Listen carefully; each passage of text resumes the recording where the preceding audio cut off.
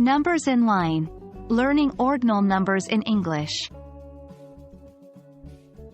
Hello, English learners. Today, we are going to dive into a fascinating and essential part of English grammar, ordinal numbers. These numbers are incredibly useful and can help you express yourself in a variety of situations, from telling dates to identifying positions. So, let's get started.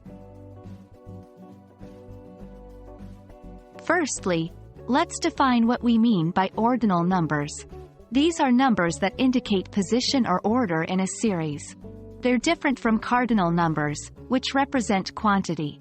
Cardinal numbers are simply the numbers we use in everyday counting, like 1, 2, 3, and so on.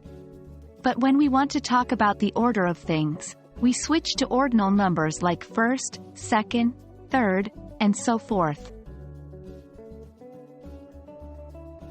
Forming ordinal numbers in English is fairly straightforward. For most numbers, we simply add th to the end of the cardinal number. For example, 4 becomes fourth, and 10 becomes 10th. However, there are some exceptions to this rule. The numbers 1, 2, and 3 become first, second, and third respectively. Similarly, 5 changes to fifth. Notice we drop the v and add f before the th. Lastly, for numbers ending in 1, 2, or 3, except for the teens, we use the corresponding ordinal form, like 21st, 32nd, and 43rd. Ordinal numbers are primarily used when we're talking about order. But let's dive into some more specific situations. 1. Dates. We use ordinal numbers when telling the dates.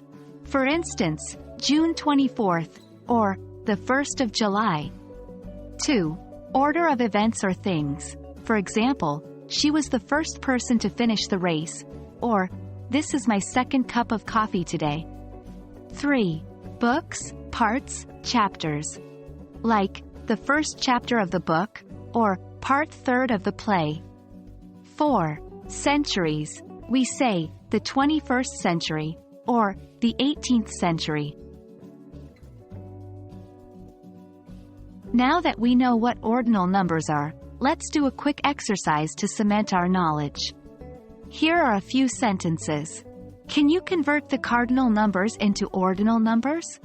1. I live on the 3rd floor. 2.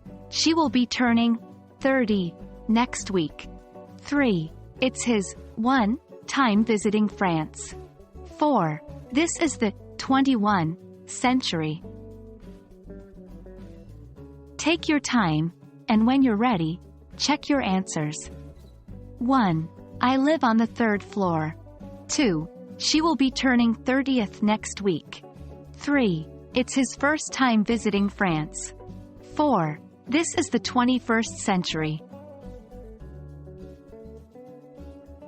Well, that's it for our lesson on ordinal numbers. Remember, these numbers are all about indicating position or order, not quantity. They're important for telling dates, describing the order of events, and more. Practice using them in your everyday English, and they'll quickly become second nature to you. We hope you found this video helpful. Keep practicing and we'll see you in the next lesson. Happy learning!